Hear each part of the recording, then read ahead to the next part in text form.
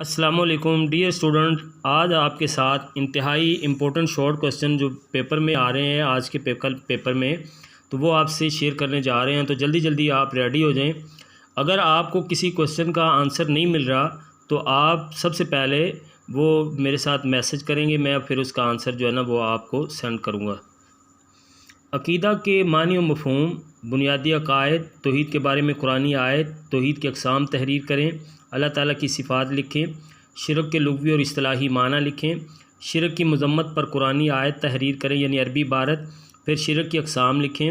انسانی زندگی پر عقیدہ توحید کے اثرات، ان الحکم الا للہ اس کا ترجمہ کرنا ہے، نبی اور رسول میں فرق بتائیں، وحی کی کتنی اقسام ہوتی ہیں وہ لکھنی ہے، مشہور 4 فرشتوں کے نام لکھنے ہیں، کتاب البرہان میں قرآن مجید کے کتنے ناموں کا ذکر ہوا ہے تو وہ 55 ناموں کا ذکر ہوا ہے، تو اس کے ساتھ آخرت کے معنی اور دنیا کے معنی کیا ہے یہ الگ الگ آپ نے وضاحت کرنی ہے۔ پھر اس کے بعد منکرین آخرت کے شبہات جو ہیں وہ آپ نے لکھنے ہیں، وحی کی 3 صورتیں لکھنی ہیں، انبیاء کی 4 خصوصیات لکھیں، مشہور آسمانی کتابیں کن انبیاء پر نازل ہوئیں کتابوں کے نام اور انبیاء کے نام بھی لکھنے ہیں۔ پھر اس کے بعد ان الشرک لظلم عظیم کا ترجمہ تحریر کرنا ہے۔ پھر اس کے بعد چیپٹر نمبر 2 کی طرف ہم آگے بڑھتے ہیں۔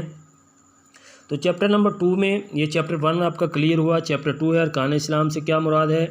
کلمہ شہادت کا مفہوم بیان کریں، نماز کے لغوی اور اصطلاحی معنی بیان کریں، نماز کب فرض ہوئی، نماز کے 4 فوائد لکھیں، بے روح نمازوں سے کیا مراد ہے، روزہ کا مفہوم بیان کریں، پاکستان اور رمضان کا آپس میں کیا تعلق ہے اس کی وضاحت کرنی ہے، زکوٰۃ کے لغوی اور اصطلاحی معنی لکھیں، مصارف زکوٰۃ سے کیا مراد ہے، زکوٰۃ کے مصارف لکھیں، حج اور عمرہ میں فرق بیان کریں، مناسک حج سے کیا مراد ہے، حج مقبول سے کیا مراد ہے، اسی طرح جہاد کے لغوی معنی لکھیں، جہاد کی اقسام لکھیے اور جہاد اکبر سے کیا مراد ہے، جنگ اور جہاد میں فرق بیان کریں،